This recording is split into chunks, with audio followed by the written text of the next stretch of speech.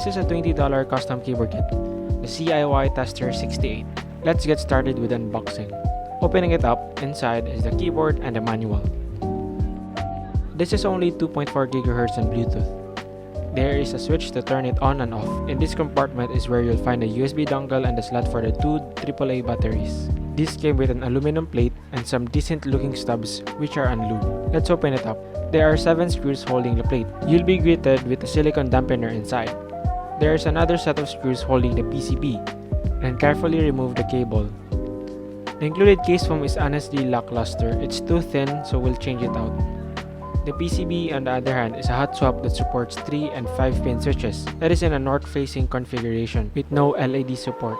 Let's move on to modding. First, we'll try changing out the case foam.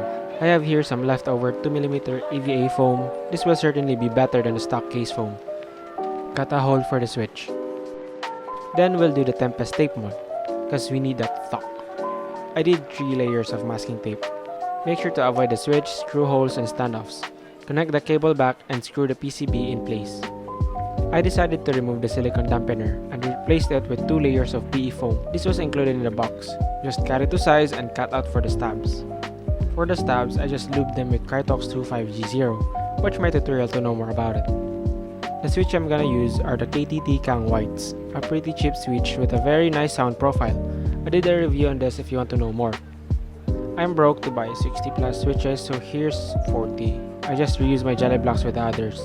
For the keycaps, I'm just gonna use my Taichi PBT keycaps. These are cherry profiles. Time for the sound test.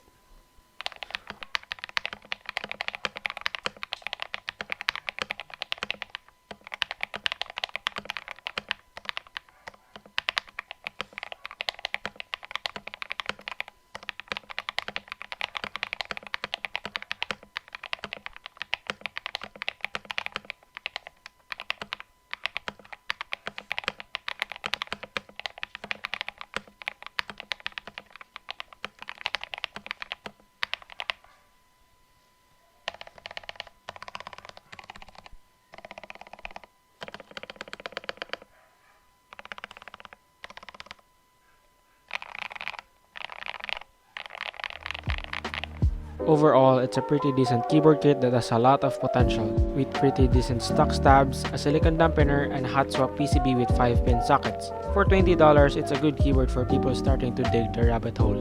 The only downside is it's only wireless, so you'll need to have rechargeable batteries. Let me know in the comments what you think about the keyboard.